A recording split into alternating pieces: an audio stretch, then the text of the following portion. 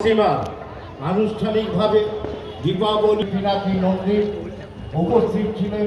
২ নম্বর ওয়ার্ডের পৌর প্রতিনিধি মেয়র পরিষদ সদস্য রহিমা দেবী মণ্ডল, উপস্থিত ছিলেন ৩ নম্বর ওয়ার্ডের পৌর প্রতিনিধি মেয়র পরিষদ সদস্য ৪ নম্বর ওয়ার্ডের পৌর প্রতিনিধি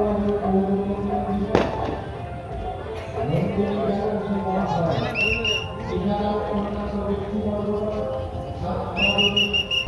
গতকাল আমাদের